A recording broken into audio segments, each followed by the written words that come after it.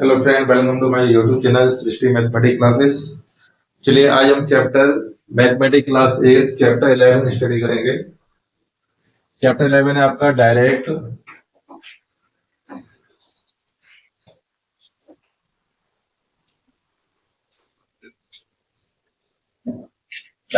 And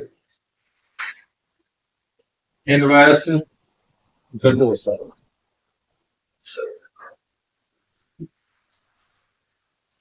सबसे पहले हम ये देखेंगे डायरेक्ट प्रोपोर्शन क्या होता है और इनवर्स क्या होता है। डायरेक्ट प्रोपोर्शन होता है डायरेक्ट प्रोपोर्शन। देखिए दो वैल्यू होती है, एक तो वैल्यू एक्स होती है, एक वैल्यू होती है वाई। एक्स और वाई वैल्यू क्या होती है? डायरेक्ट प्रोपोर्शन में क्या होता है, दोनों वैल्यू या तो एक साथ बढ़ेंगी या एक साथ होंगी घटेंगी। ठीक है, जैसे इफ द वैल्यू ऑफ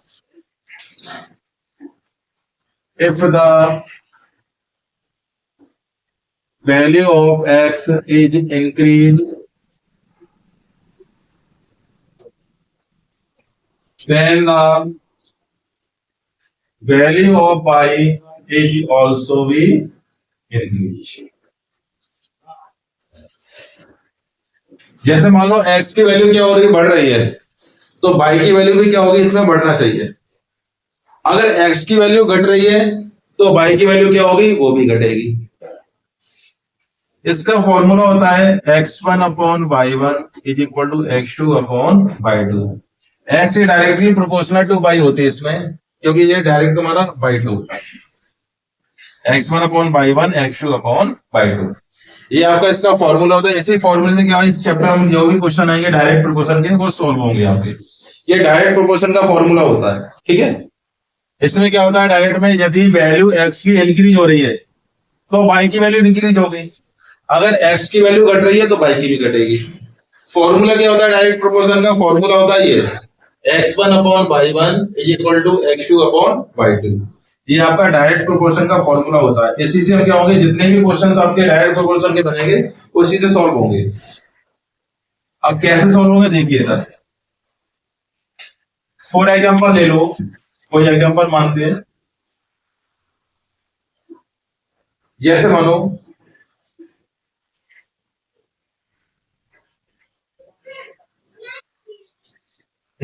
हाँ,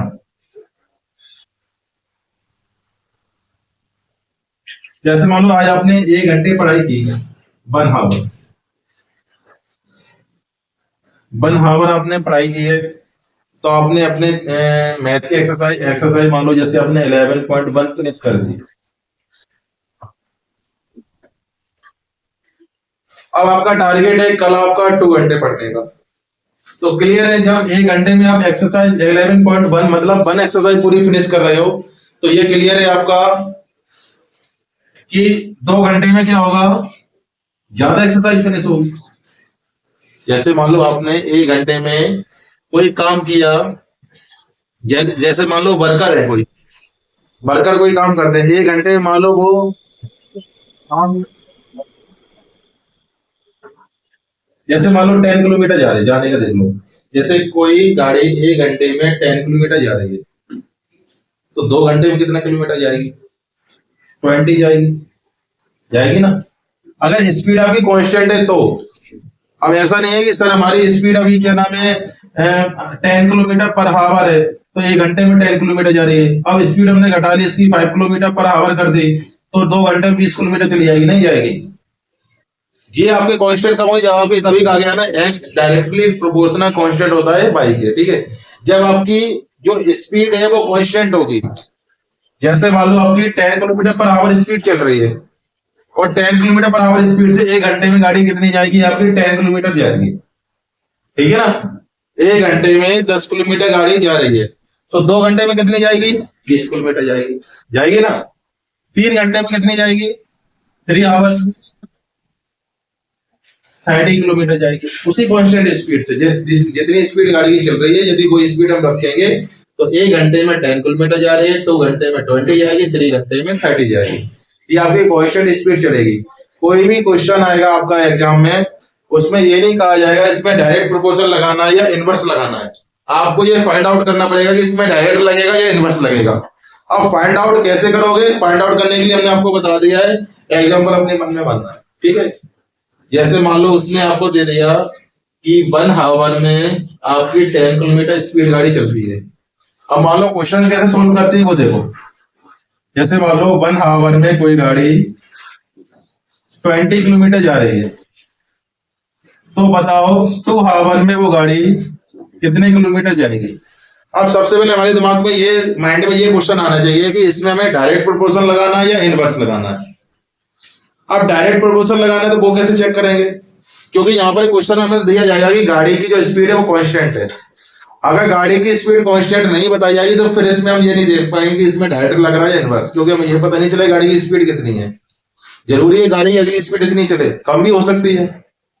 अगर क्वेश्चन में लिख के दे रहे हैं कि ये कांस्टेंट है, मतलब गाड़ी की स्पीड ना घट रही है ना बढ़ रही है, जितनी स्पीड है उतनी रहेगी, तो फिर हम फाइंड आउट कर लेंगे 1 घंटे में 20 किलोमीटर जा रही है तो 2 घंटे में कितना किलोमीटर जाएगी? 2 घंटे में जाएगी ये 40 किलोमीटर, ठीक है ना। इसका मीन्स क्या है आपका? इसमें क्या लग रहा है आपका? Direct proportion.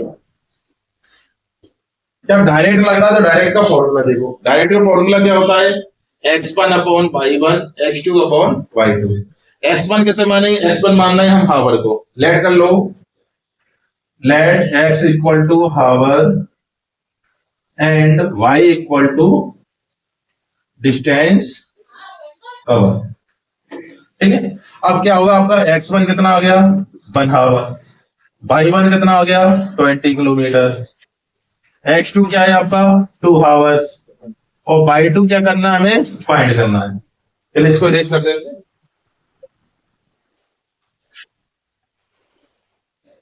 तो कैसे फाइंड आउट करेंगे इसको?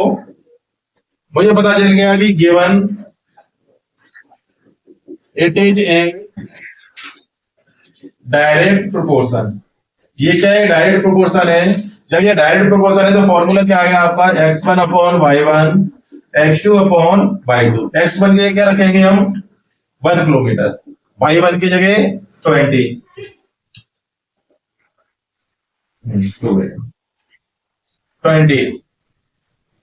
इज इक्वल टू, इक्वल का साइन है, x2 जगह क्या रखेंगे? x2 जगह में 2 आवर दिया गया है और y2 क्या करना है? हमें फाइंड करना है। कर दो क्रॉस मल्टीप्लिकेशन, इसका इंटू इसके साथ, इसका इंटू इसके साथ, तो यहाँ पर आ जाएगा y2, यहाँ पर कितना होगा? 2 इंटू 20। y2 की वैल्यू कितनी आएगी? 40 किलोमीटर आ गए। ये आपका फाइंड होगा इस तरीके से, ठीक है। समझ नहीं आया? ठीक है। तो x1 आपकी जब भी डायरेक्ट प्रोपोर्शन है, इनवर्स डायरेक्ट प्रोपोर्शन आएगा तो आपका यही फॉर्मूला लगेगा, x1/y1 x2/y2। x1 की जगह आपको क्या रखना है? जो आपको पहले लेट करना पड़ेगा, सबसे पहले हमें ये बताना पड़ेगा कि क्वेश्चन में हमने x किसको माना है, y किसको माना है। फिर x1/y1 की जगह वैल्यू रखकर उस चीज को फाइंड आउट कर, ठीक है ना। और इसके बाद आते हैं इनवर्स प्रोपोर्शन पर।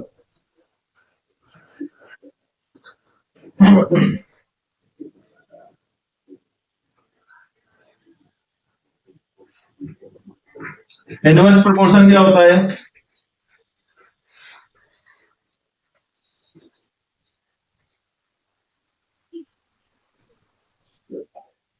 इनवर्स प्रोपोर्शन आपका रहता है, इसमें x की वैल्यू यदि बढ़ रही है तो y की घटेगी, और y की बढ़ेगी तो x की घटेगी, ठीक है ना।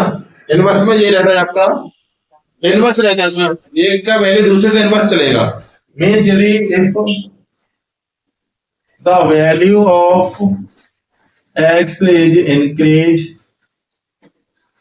then the value of y is not, is decreased, is decreased, ठीक है। यदि x की वैल्यू बढ़ रही है तो y की वैल्यू घटेगी, और यदि y की वैल्यू बढ़ेगी तो x की वैल्यू इसमें घट जाएगी। इसमें करने के 2 फॉर्मूले होते हैं, आप कोई भी यूज कर सकते हो। एक तो आपको होता है x1/x2 is equal to y2/y1। इससे सिंपल और फॉर्मूला देखना है तो सिंपल फॉर्मूला क्या होगा आपका? x1 into y1 x2 into y2। 2 फॉर्मूले इसमें होते हैं, इनवर्स में कोई भी यूज कर सकते हो, आपकी मर्जी है, ठीक है। पहला फॉर्मूला आपका x1/x2 इक्वल टू y2/y1। दूसरा फॉर्मूला आपका होता है x1 is equal to x2/2। इसमें से कोई भी आप यूज करके हम इनवर्स प्रोपोर्शन के फॉर्मूले से क्वेश्चन सॉल्व कर सकते हैं। अब क्वेश्चन कैसे आते हैं इसके देखिए। फॉर एग्जांपल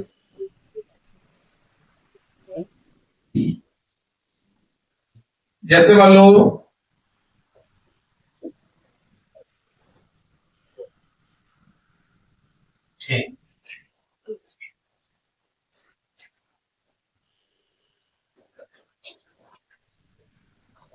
1 आवर में आप 5 किलोमीटर चल रहे हैं, ठीक है। 1 आवर में 5 किलोमीटर चले और 2 आवर में आप चल दिए 8 किलोमीटर, ठीक है। 3 आवर में चले जाओ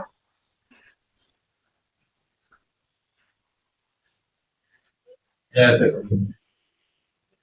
8 किलोमीटर, या 3 आवर में चले जाओ 4 किलोमीटर। इस तरीके से चल रहे हैं। देखिए यहाँ पर और वैल्यू क्या हो रही है इसकी, घट रही है। कैसे घट रही है देखिए यहाँ पर, पहले आपका मान लो ये 5 किलोमीटर चला था, अगर कांस्टेंट चल रहे हो इसमें यहाँ पर जैसे मान लो आपका 3 किलोमीटर मान लो और यहाँ पर मान लो 2, ठीक है। अब ठीक 1 आवर में आप 5 किलोमीटर चले, 2 आवर में आप 3 किलोमीटर चले और 3 आवर में आप 2 किलोमीटर चले।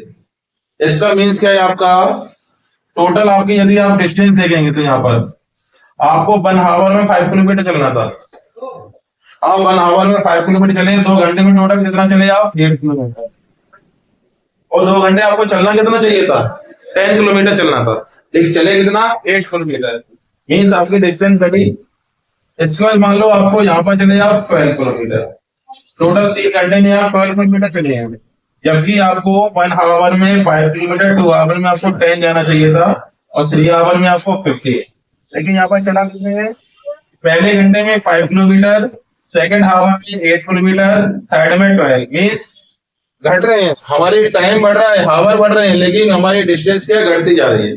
पहले हम 5 चले थे, 5 से हमें 10 आना चाहिए था, लेकिन 8 आए, 8 ही चले, 2 किलोमीटर कम रह गए, और 8 से हमें कितना आना चाहिए था 15 आना चाहिए था यहाँ पर, लेकिन हम फिर भी कम चले, 12 रह गए। इसका मतलब क्या है, हमारी जो डिस्टेंस है वो घटती जा रही है और जो आवर है वो बढ़ते जा रहे हैं। जब इस तरह की कंडीशन होती है, इस तरह की कंडीशन क्या कहलाती है आपकी, इनवर्स प्रोपोर्शन कहलाती है, ठीक है। इसको फाइंड करने के तरीके होते हैं, एग्जांपल से हम इसको फाइंड कर सकते हैं कि कैसे हमें फाइंड करना है एग्जांपल से।